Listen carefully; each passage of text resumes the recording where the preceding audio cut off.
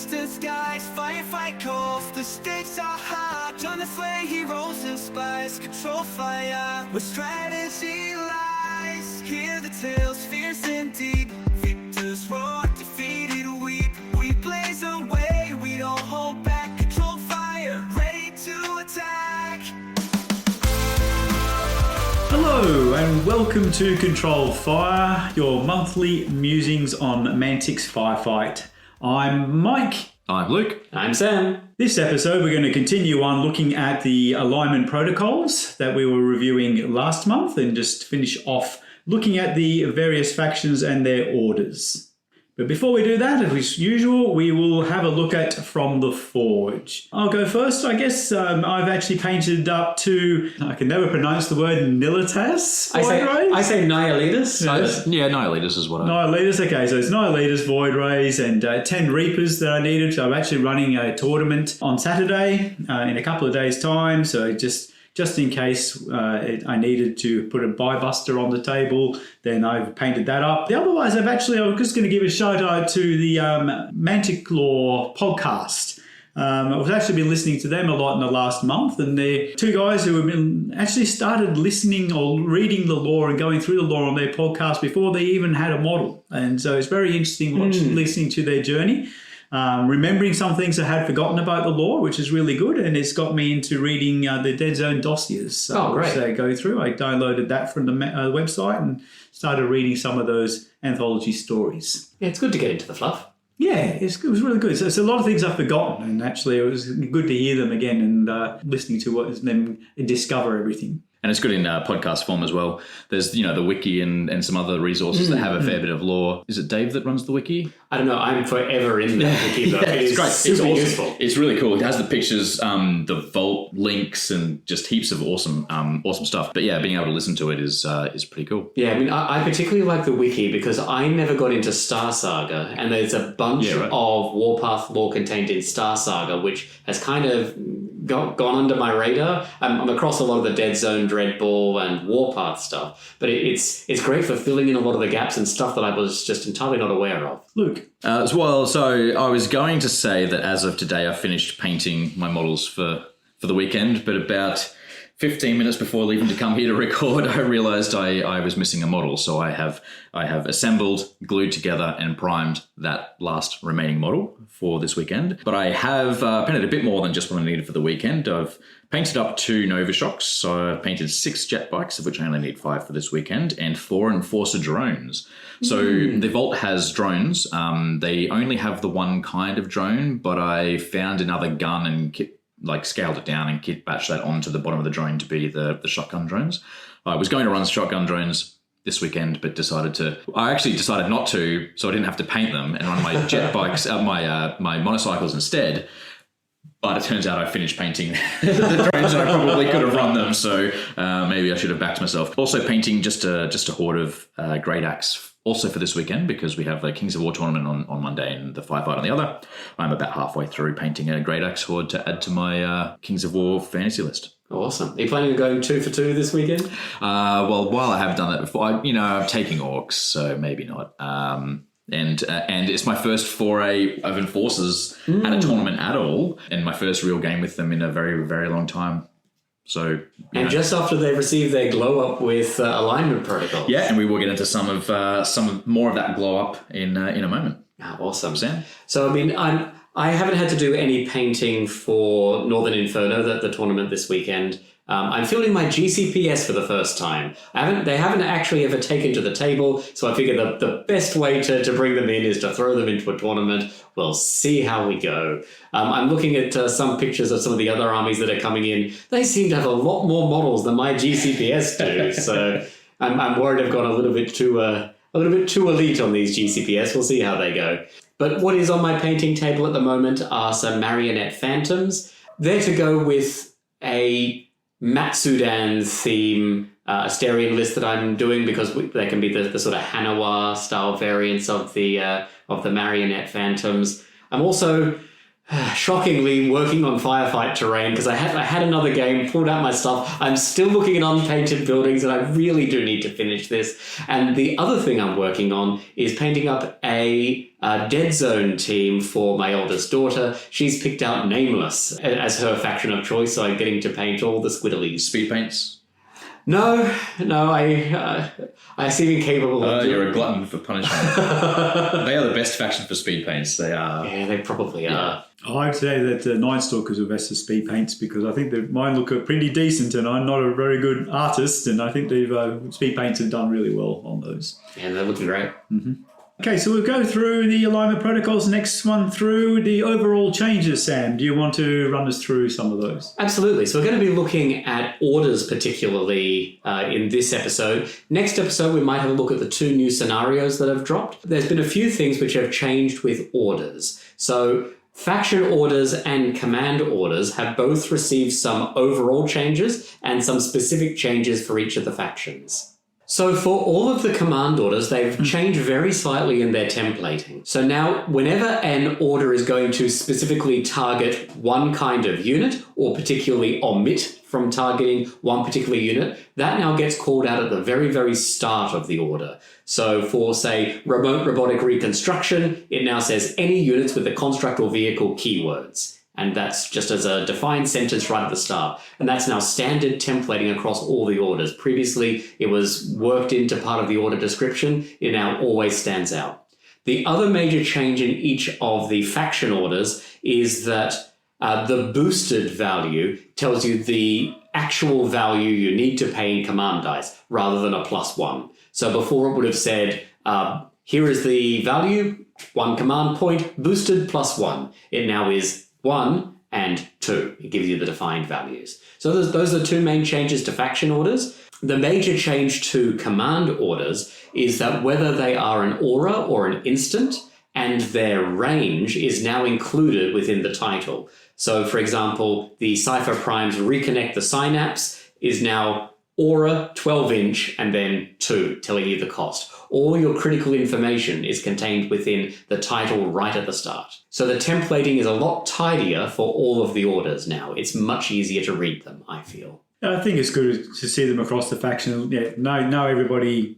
You can compare your orders easier, and everyone knows. I know there's one order that I was originally, I knew it was 3 anyway, but when I saw 3, it sort of gave me the jump back from Forge Fathers, which is rather than a +2. But it's kind of like I always knew it was 3, but no, I see it's 3. I kind of go, oh. It does change the way you look at it. You go, gee, that does look expensive when it's 3. Yes.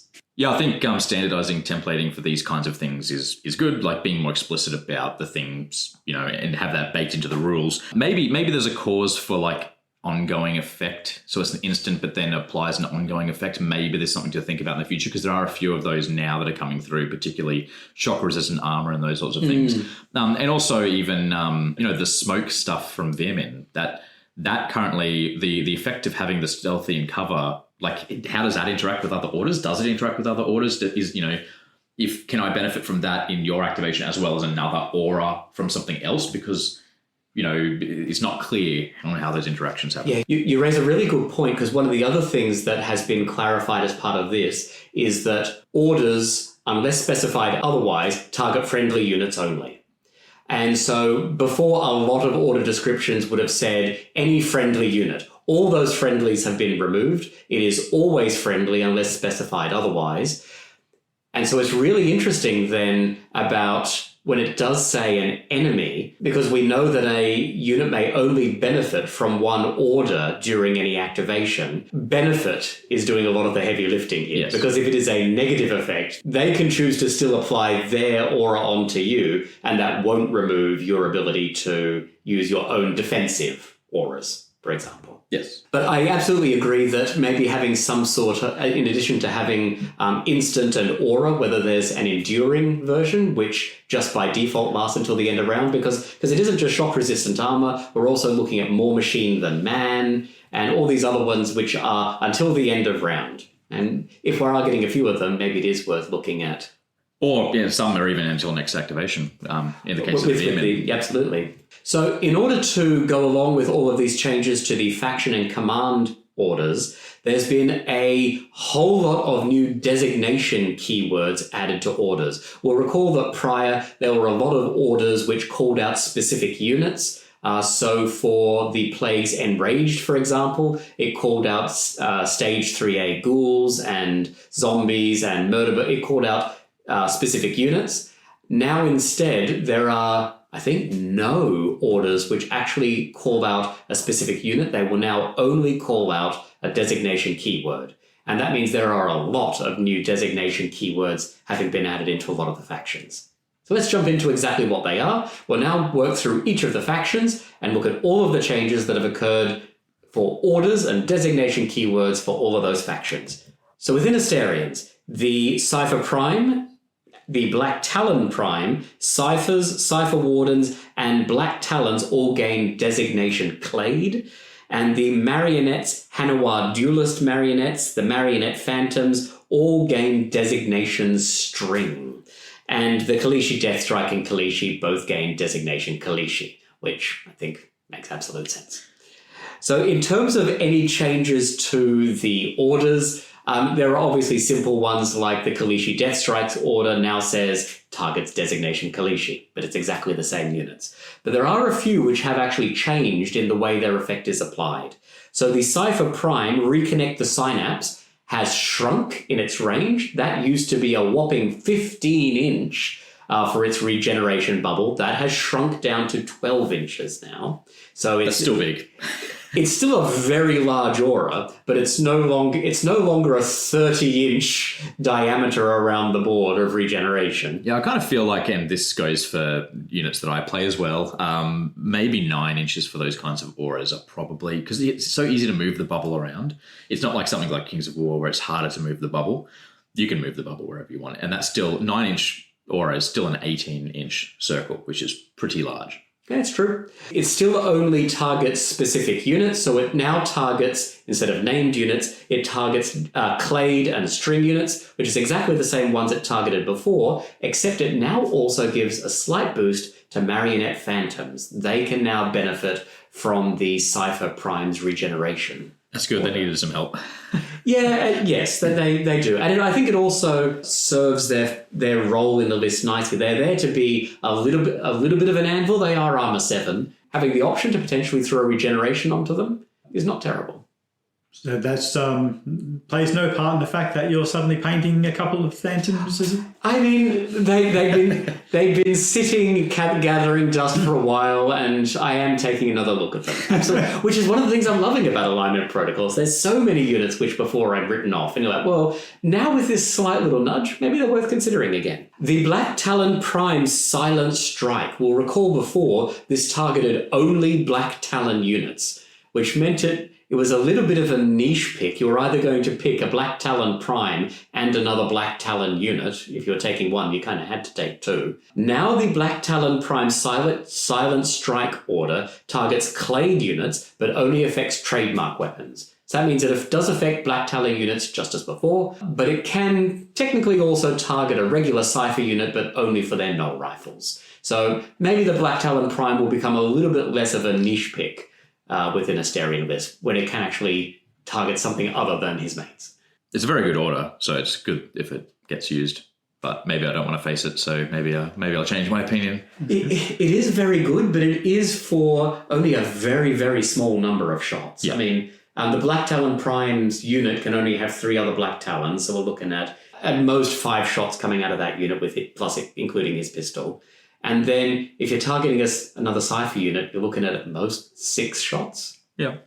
It'd be worth doing. It's not something which I'm going to build a game plan around. And finally, the NASA has had a wholesale change on its order. Rapid Recharge is gone. Well, recall Rapid Recharge was you can trigger shield generators mid-turn.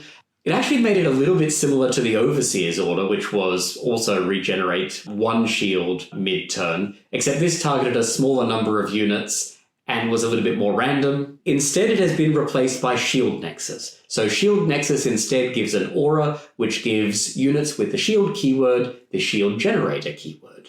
What do we think of that change to the NASA? So the Chroma not having Shield Generator was always the biggest sin, considering that it came with the NASA. So this makes that box, I think it's like, is it 2 Chromas and a NASA? It's 2 Chromas and a NASA. Makes that box a really playable box that you can just feel what's in it, which is great. It also makes spamming NASAs not like a really prime strategy, because every Asterion list that I would write ended up with 2 NASAs because they're, spoiler alert, the only vehicle commander, I think, in the game that doesn't have a uniqueness constraint on it. So you could run 2. And, that order, just being able to put that out everywhere was insane. So makes spamming them sort of not really a thing anymore, I don't think, because now you're just using it to put Shield Generator on the things that you sort of can't, or for whatever reason don't have Shield Generators on already. I think this is the perfect order for the NASA. Particularly if you do have 2 NASAs, running them side by side, because they both have Shield Generators themselves, they can both trigger their order to trigger their friend's Shield Generator. Yes. Ugh. Can't imagine Luke doing something like that. That doesn't sound like Luke at all. No. No, I hate Asterions at the best of times. I hate Shields at the best of times, unless they're on something that I got in a Forge Father unit, then they're okay. I said I probably need to field it or play against it to really see whether or not that's how it's going to play out. The couple of times I did face a NASA before, it did a really good job, so doing what it needs to do. So see what happens. And I like that it's, now you can go, well, I'm taking a NASA, I don't need to buy Shield Generators on these units, and it actually makes your list more synergistic in a way. Like now you need to try and keep battle groups together to be in the NASA bubble. Absolutely. I think because it's only 5 points on a lot of the units, I think I probably still would. Probably.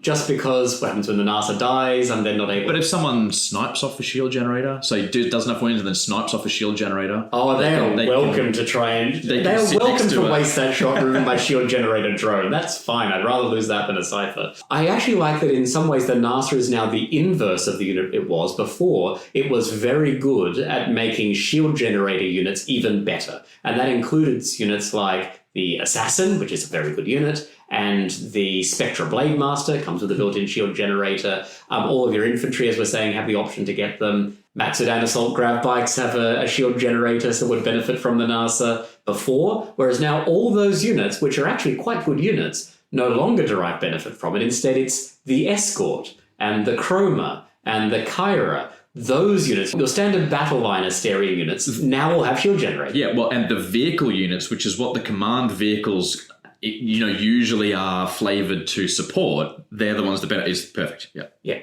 Excellent. So those are all of the changes for the Asterions. Shall we run on to the Enforcers? Yeah, so the Enforcers only had 2 changes to their orders, both very minor changes, one which has not much impact and one which has a massive impact.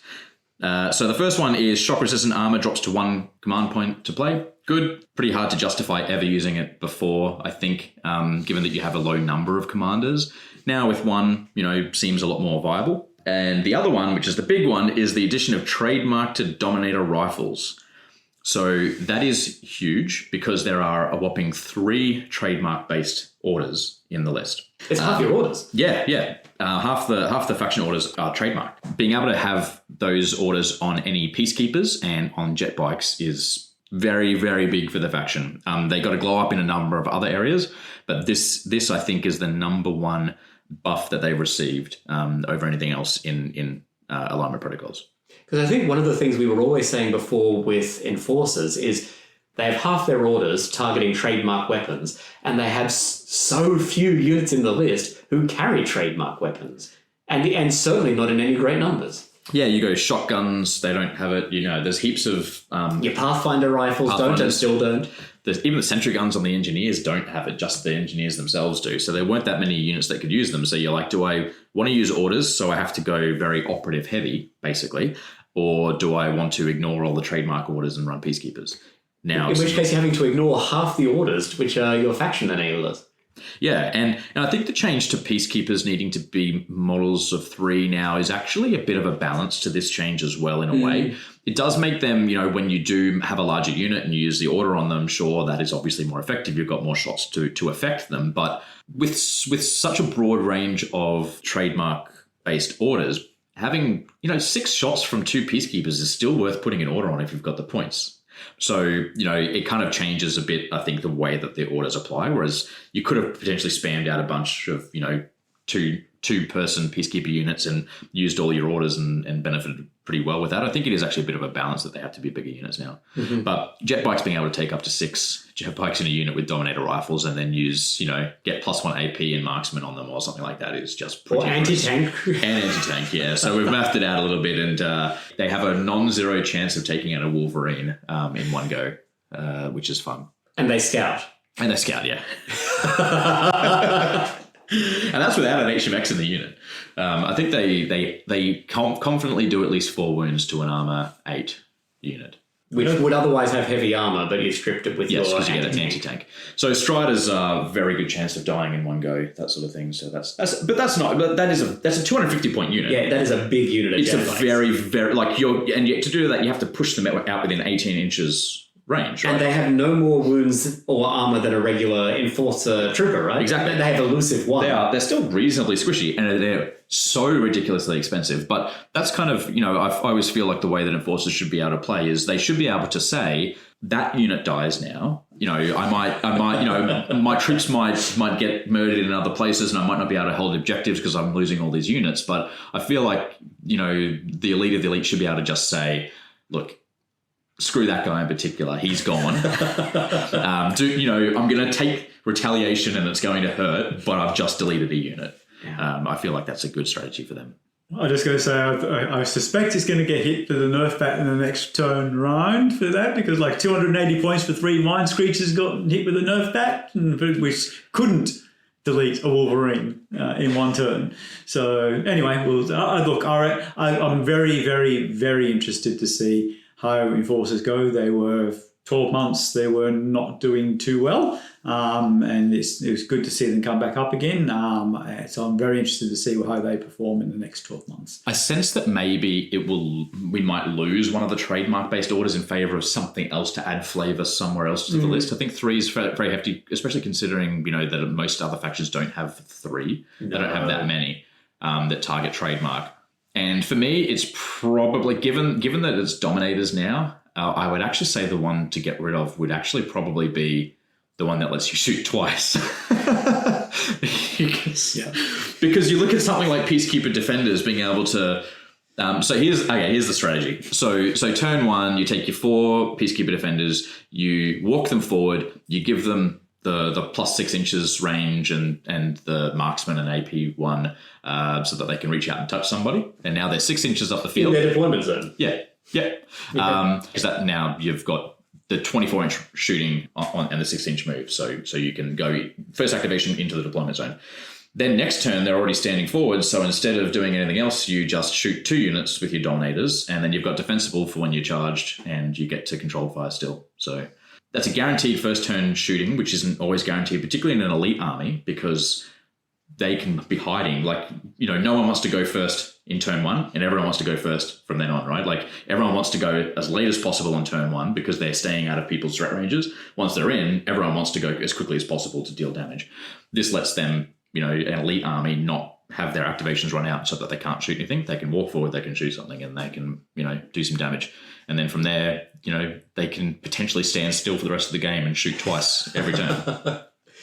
You kind of want to put a pin on them so they're then not able to... take the long action, which is why every list that I have now has the... Well, it's also if they have a pin that they're not able to get a faction order. No, the commander. Absolutely, you take the Enforcer commander. I'm taking the Enforcer captain in every list. Yeah. That and or jet bike guy for Headstrong. I used to write lists as being, if I get pinned, whatever, and run 2 Peacekeeper captains.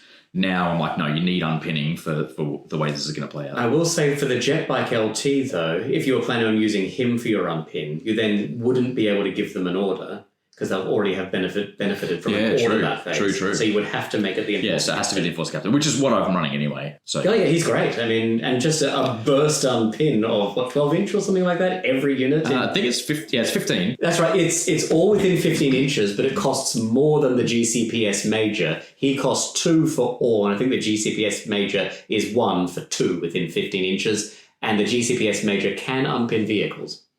The butcher can do 1 for 2 as well. Yeah.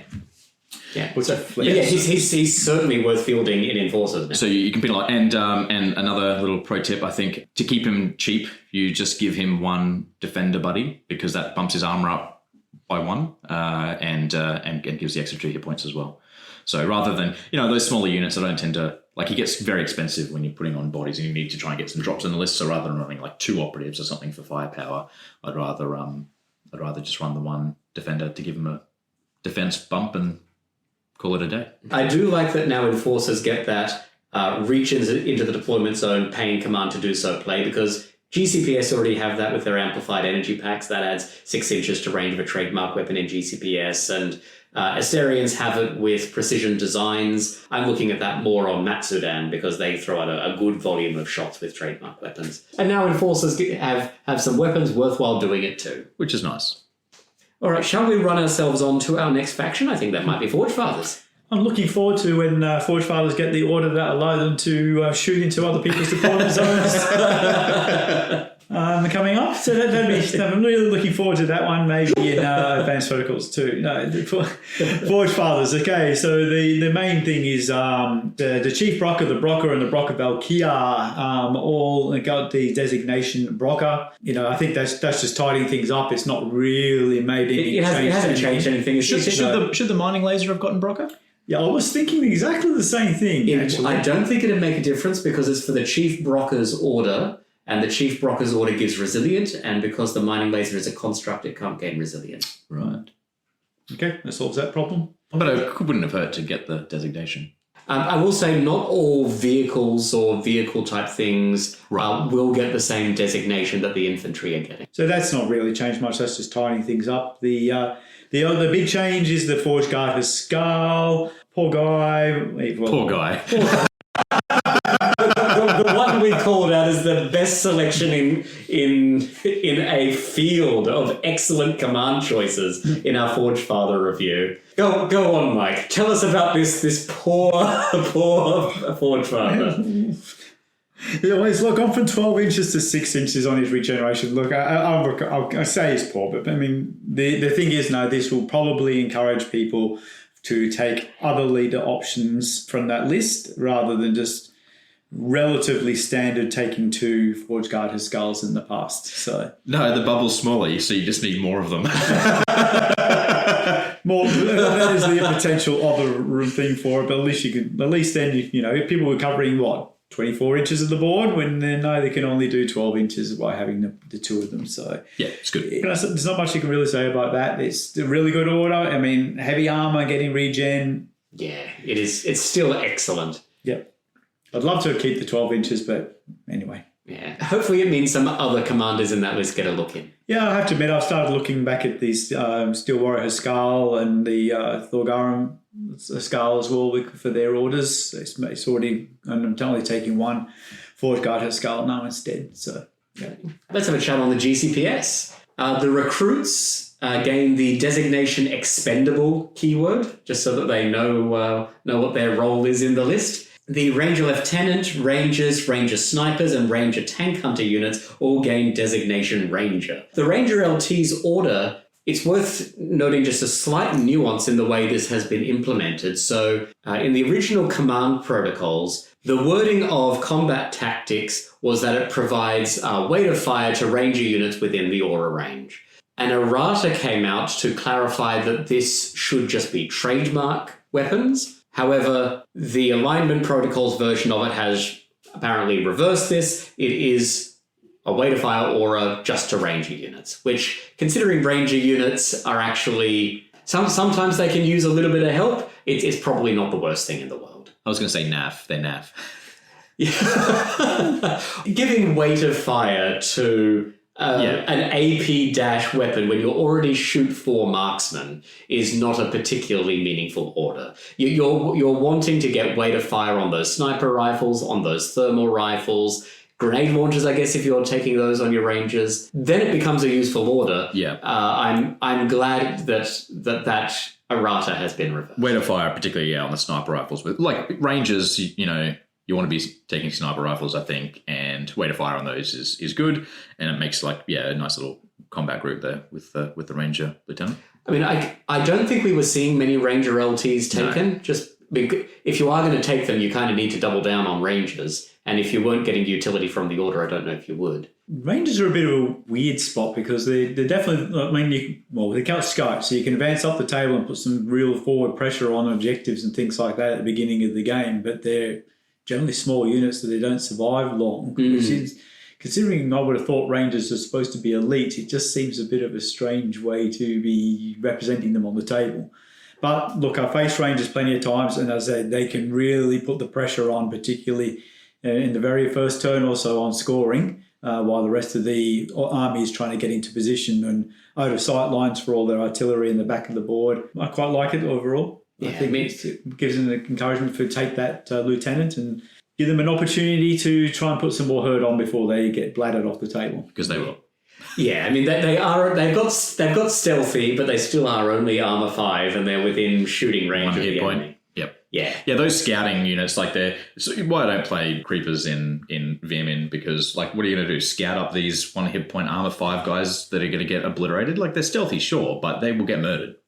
Well, I'm running 3 on the weekend, so I've got the Ranger LT, you're a Ranger squad with saturating the table with them, and a squad of tank hunters alongside them as well. Oh, nice. So, yeah, so we'll see how they do. One particular call out for the revised back combat tactics. The Ranger LT can actually take 2 sniper friends with him, so that means when he triggers his combat tactics, he can be giving weight of fire to the 2 snipers that are with him. Also, if you consider taking a Ranger sniper unit, that's a good amount of sniper fire benefiting from that weight of fire aura that he's throwing at as well. So there is now some play, I think, with the revised combat tactics. The other thing is actually, I guess, a nerf to a unit. The forward observer in the GCPS list previously had 2 orders. It had First Strike, which the Enforcer forward observer had. It also had On Point.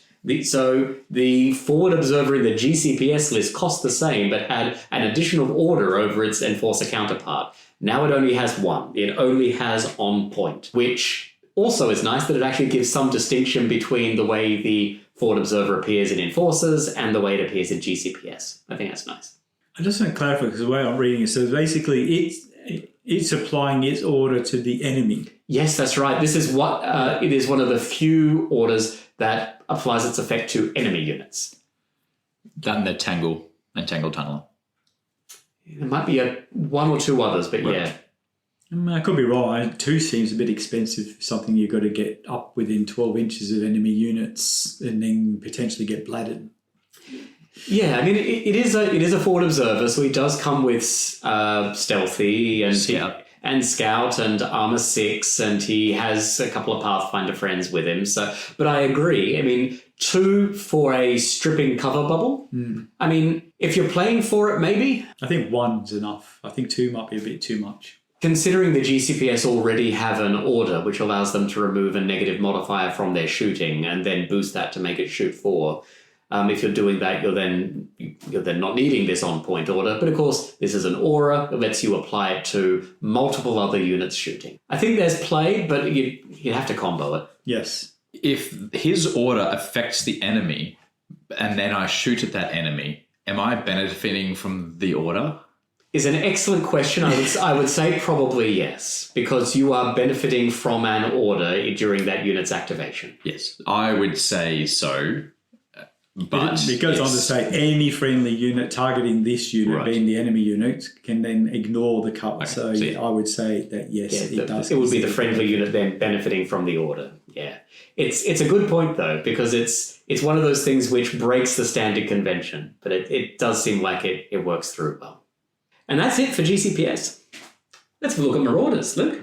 So there's not been any real changes to the orders. There's been no changes to the designations or anything like that. The only change that they got was actually just a clarification. So the Brawler Captain, I think we've spoken about it before. There's the potential. I think there was the potential to misread the order before with the use of the word all in there that can kind of make you think that it works in a slightly different way. Now it is clarified so that just when a unit within the bubble charges an enemy unit, that unit, if they are within shooting range of the enemy unit, can shoot their guns and then charge in. So it's not all units within the bubble can shoot at the unit being charged, because that would be insane. It is just the unit charging. Absolutely. And it's worth calling out as part of the standard templating that where they're defining the target of the order, it'll either say any or all. Most of the auras will say all, and most of the instants will say any. There are a few instances which do say all. The Overseer's shield boost does say all units within 9 inches increase, but most of the others will say any, or up to 2 or whatever. But any is only 1. Sam, you want to take us through Maison Labs? Certainly. So Maison Labs, we've only got one designation keyword added, and that's Cyborg, getting added to Reanimation Division and the Cyborg Prime. That's needed for the Cyborg Prime's order. Worth calling out, that makes the Reanimation Division and the Cyborg Prime the first units in the game to have 2 designations. They are Designation Lab Experiment and Designation Cyborg. So there you go. Lucky. Yeah, sure. So the other big change for Maison Labs is the Cyborg Prime's More Machine Than Man has changed pretty markedly. I think we called this one out in our Maison Labs faction review as being a bit average. Now it actually looks quite good. So the new text is More Machine Than Man is a 9-inch instance, same as it was before. Self and up to 1 designation cyborg unit. The unit loses the Resilient End keyword and gains the Heavy Armor, which is what we had before, and Construct keywords until the end of the round, removing any Hit the Dirt or pin markers. So they have to remove the Hit the Dirt and pin markers because they're now constructs, and constructs can't hit the dirt or gain pins. So the big change here is the ability to give your Reanimation Division Construct, because pinning was a major way of counterplaying against Reanimation Division. They don't have unflinching. Now there's actually a reason to take the Cyborg Prime. If you're going to be running Reanimation Division and you want to make sure they get stuck in, you can, at will, give them Construct, as well as Heavy Armor in order to give them durability as well. They're already pretty durable with resilient loads, depending on what kind of medics you have near them. But the ability to give Construct and just strip off pins, excellent. It's a great order now. It is, and it makes the Prime much more usable. I'm considering taking one now. And it fits the theme and like the name of the order, right? You know, more machine. Well, you know, constructs and machines, right? So it's very fitting. Did the Reanimation Division need to get better? No. This makes the Prime better, but it also does inadvertently, obviously, make the Reanimation Division better, which they didn't need, but I'll allow it. I am pleased to allow it. Thank you, Lou. How about you, Mike? Happy to see my Reanimation Division getting... Not really. I don't really normally like facing Reanimation Division, but Heavy Armor needs pros and cons. So, anti-tank and seismic will now have a bigger impact over Resilient to have before. You know, the construct, and that's the pinning bit's a bit of a concern, I think, but that's the way it goes. You call that an excellent point with seismic. They actually, because they are gaining construct as well, that means all the seismic weapons are getting +1 AP against them then, which is absolutely spot on for the sort of electrical discharge thing you're expecting with seismic type attacks. So let's chat about the Night Stalkers. Okay, Night Stalkers, obviously my particular flavour of the month at the moment. So, Spectres, Scarecrows, Void Mutants all gain the designation Wretch. Again, I think it's just a tidying up. It's very much a Brockus situation. It's just tidying up the wording there from some of the other orders. Then we have the Butcher, Flesh Ripper. Butchers and Ravagers gain the designation Gorger, which then leads us into the next change, which becomes a sort of a double-edged sword. Void Reaving now targets Wretches for 1 point and Gorgers for 2 command points. So now Butchers used to be able to be healed for only 1, but you couldn't do the Flesh Ripper or the Ravagers. So it's made it that you can actually heal the Flesh Ripper, the Butchers, and the Ravagers with an extra point. So swings and roundabouts in there. So good. I think Void Weaving was the entire reason for the addition of all of those keywords, just because I think prior it actually just called out by name Spectres, Scarecrows, Void Mutants, and Butchers. And now that they've grouped those first 3 together as Wretches, and then brought in Gorger for all the others. It does mean on a Butcher Flesh Ripper's turn, you can do a bucket of healing because he can heal himself for 2 with the faction order, while at the same time triggering his command order in order to heal other units as well. Because he's not benefiting from his own heals then. So a lot of healing for the gorgeous Butcher Flesh Ripper. Good. Glad to hear all this. It's good. It's the one I'm playing at the moment, so more than happy to see that happen. I'm not surprised that the Night Stalkers didn't have much change to the orders. Like we spoke about last episode, not much changes to the faction in general. Just testament, I guess, to the maturity with which the newest faction was made, with all the learnings of the past. The faction was released pretty well balanced. It continues to be pretty well balanced and without needing that much adjustment. So I like it. Yeah. All right, let's chat about the Plague. So the Plague has seen a huge number of designation keywords being added, and it really has changed up the way some of their orders work. So now the Plague Lieutenant, General, Zombies, Bruisers, Crushers, Ghouls, Blitzers, and 3A weapon teams all gain designation 3rd gen. The Leaper Sentient, Leapers, Bursters, and Plague Teratons gain designation 2nd gen. I really like that because the Plague Teraton, even though it sits in the support, is actually only a 2nd gen in terms of the fluff. It's a Plague designation 2T. And the Plague Lord, Aberration, and Corruption gain designation 1st gen. What does that mean in practice? Well, now, before Combustive Deformities targeted ghouls and zombies, it now targets 3rd gen units. And so that means it's not just your ghouls, it could be your crushers, your bruisers, technically your 3A weapon teams. If someone's gotten that close to you, you can detonate them at them. Enraged, I think, is probably the reason that all these designations came in, because before they called out a bunch of units by name. Now it just says 3rd and 2nd gen can trigger Enrage for 1 command point, and the 1st gen units can do it for 2. So there's winners and losers here. It's a boost for Teratons. Prior, they would have had to pay the support tax, so they're actually getting it at the cheaper rate. It's a loss for Murder Birds, though, because they are priced out of it entirely. They used to be able to take Enraged, now they can't. Admittedly, they couldn't use it well because they had Vicious and they weren't going to get part of the effect of the order, but now they can't do it at all. Yeah, boost for Teratons is good, but Murder Birds didn't need a further nerf. Oh well, they're cool, and you can print them from the vault. So, well, I mean, I'm looking at Murder Birds a little bit more now that we're starting to see flyers enter the field a few more, because Murder Birds, being anti-grav, are one of the few ways Plague have to deal with aircraft. Pretty much like their aircraft, Striders, and Murder Birds are like the main ways to deal with them. Yep. So the Leaper Sentience Bloodlust. Oh, the way Mike feels about the Forge Guard Huskarl going down to 6-inch, except this is actually fixing an error. So it turns out that the Command Protocols book specifies that Bloodlust targets a single unit and moves that unit 3 inches. But when it moved to the Mantic Companion, it changed to all, which of course is what I've been referring to during all my games, and have been doing this amazing bubble of 3-inch move. Amazing for 1 command point, what a bargain. It was an absolute bargain because it was wrong. And now Alignment Protocols has fixed it back. The Leaper Sentience Bloodlust now only targets a single unit. Good. It was obnoxious. Sam was obnoxious? Yeah.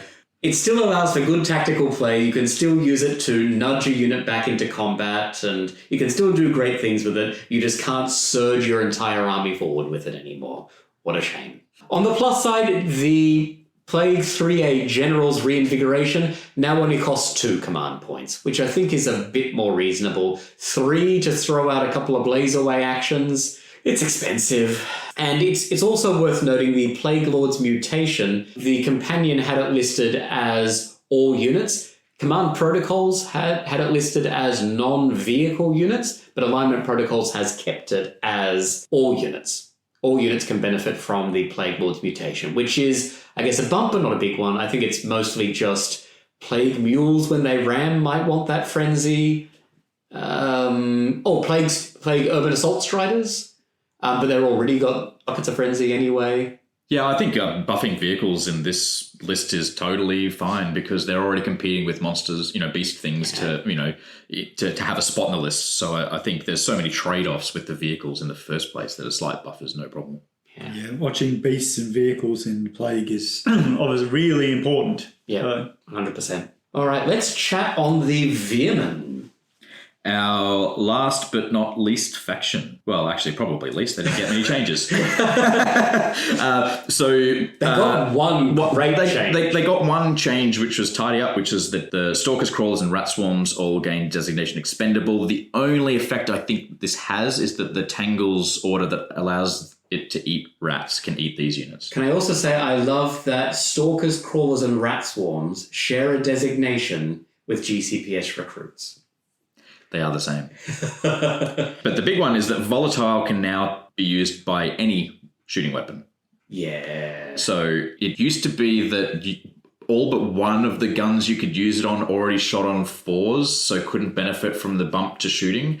Because it used to target, what was it, chem spitters, just all the chem stuff. Throwers, heavy chem throwers. Yeah, I think there was one thing in there that wasn't, and it was like, I can't remember what it was, but it was like a random gun on like one unit that didn't have it burns, and everything else was it burns already. So it couldn't get those benefits. And then the order already has like this massive downside, and then being limited to a bunch of guns on your more elite stuff that didn't want to be taking those wounds because they needed to be the things that survived, just meant you would never use it. I kept looking at it, I'm like, if I really need to use it, I'll use it, but I literally never used it. Yeah, because I mean, for most of your units, you're probably only going to have one model in that unit who'd be able to do it anyway. I mean, unless you're running Nightmares with lots of chem throwers, or you're running Maligni, I think those are probably the only ones. Yeah, and it's a good benefit, but it does have a downside. And when you're using it on something like Maligni, like you're getting perilously close to being broken if you take wounds off those. So yeah, it's a trade-off, which is good, and probably more likely to be used on something like a big crawler unit, I think. Oh yeah, because you were saying that was the way it used to be, but now because it can be used on any unit, you've got lots of targets for it. Yeah, well, but Maligni can use it now on their ray guns, and then crawlers obviously with their rifles.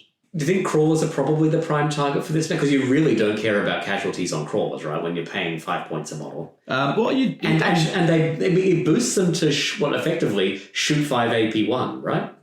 Yeah. And it's more like because you can get the most bang for the buck. That's slightly below Forge Fathers. Yeah. It's not a thing you would use a lot because they do care about taking wounds because they really don't want to be broken. Their nerve is terrible. So it has to be used sparingly still, but this is where you use it on your crawlers. Yeah, it's good. I like the flavour for the rats, blowing each other up and protecting each other and doing all those sort of things. To see it on the table, I think I'm going to need to see it on the table to work its way through. I do sort of agree with Luke. I wouldn't be using it on a small unit because you're likely to blow yourself up. But from a black player who's used from Magic the Gathering, that's not something I'm normally that concerned about. So if you're heading on those things. But yeah, some big units being able to suddenly pump out. Both of those two big Stalkers and Crawlers have got some pretty decent buffs in this to take big units for. AP, what you were saying before, shooting on 5's AP1 from a big Crawler unit, and then the Stalkers with Horde. That's some pretty big buffs on those basic infantry units. Yeah, absolutely. And I agree. I do love the way it plays into the Veerman theme of you can dial up the risk reward of it. You're going to get a greater reward. You're shooting with pretty decent stats, but you are dying as you do so. And just is that a sacrifice you're willing to make? Interestingly, a really good unit to use this order on is Death Engine Spewers. So they get 4 shots each. So they would get 8 shots AP1 pinning toxic at 18 inches. Give them volatile, and they then go to AP2, shoot 4 at 18 inches with pinning and toxic. But see, the thing is, they've got fewer actual attacks, so they're less likely to roll 1s, which means they're less likely to take so many wounds. It just makes their attacks that they've got so much more quality because the more wounds you get through with them with the toxic out the other end is very good. So it really does scale with the number of shots means you're going to get more bang for your buck from the order, but it also means you're getting more at the negative end as well. So yeah, and here, just getting more hits and wounds through with toxic is going to be better. So it's kind of like the toxic happens at the other end rather than at the start that could take the ones. The toxic applies the wounds later. Yeah, very neat. Yeah. And it's, what are they, four wounds apiece? So you don't Yes. mind rolling the occasional one. I mean, Yeah, and armor 7 when they get shot at, they're pretty resilient. So taking a wound or two from that. The worst is, I guess the pin. But for me with VMing, I've never really not had enough points to unpin things at the end. So not really a big problem. Okay, well, that takes us to the end of the review of the orders and for all the various armies. We now move on to Overwatch. If I carry on, my Overwatch at the moment is pretty much the same. I'm running a tournament on Saturday, and then I have another one happening at the beginning of October. was that SpringCon? There's SpringCon, yep. So Awesome. SpringCon's on then.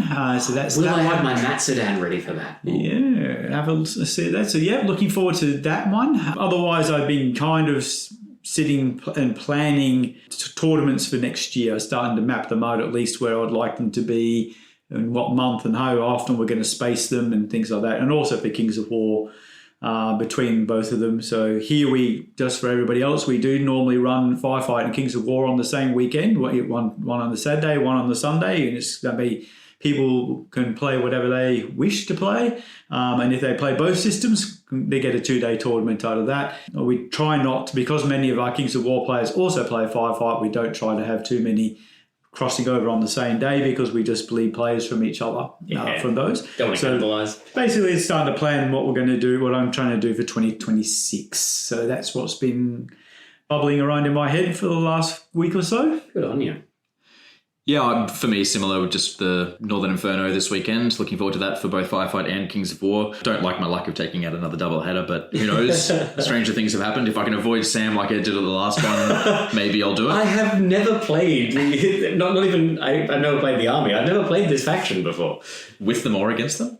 I've played against, I've played against GCPS, but I've never played with them, so... Yeah, well, I may as well have never played with Enforcers at this point. Yeah, I guess it is a very they are new very list, different. right? And I did scale back from the BS that I was originally thinking of taking. It is a lot more tempered. And other than that, I'm actually just looking forward to bringing more, getting through my catalogue actually and getting more different things on the table that I sort of looked at previously and went, nah, but now feel viable. So I have my Enforcers and my Veerman and my Marauder boxes all out currently and sifting through them to see what I want to pull out and paint. Awesome. Well, for myself, I'm looking forward to a bit of an event I'm putting together in September, which is an Annihilation Day. One of the things to spill out from alignment protocols is that there's a lot more options you'd want to be playing with in Annihilation because a lot of the artillery options have gotten pretty good and the flying transports are actually are worth including now. It means getting an Annihilation force to the table is...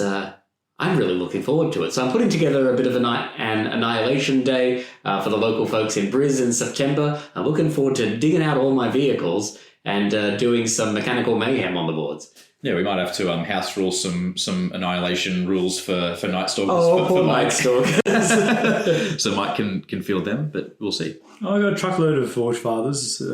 I can certainly play a faction. That's not a problem. So it'd be nice to be able to do the Night Stalkers, seeing I spent a fair bit of time painting them recently. So yes. If I can make that day, I'm considering getting some of the combat drones for Enforcers because they feel really good in it. Like that, I don't really like them in favour of other options, in normal games. But when you look at, so they're not fly, so they don't have to move. The Pathfinder. There's going to be Annihilation is filled with anti-tank weapons. Okay, if you take a flyer without headstrong in an Annihilation game, you are asking for trouble because they will get pinned every turn, pretty much without fail. So they will always have to be, removing a pin marker. Those drones, they are anti-grav; they're not fly. Mm-hmm. So for 100 points, even with the seismic sort of gun, which is what you'd want in an Annihilation mode, they're actually not too bad. They sort of nearly deal the sort of damage to a tank that a Strider can. And they need to go in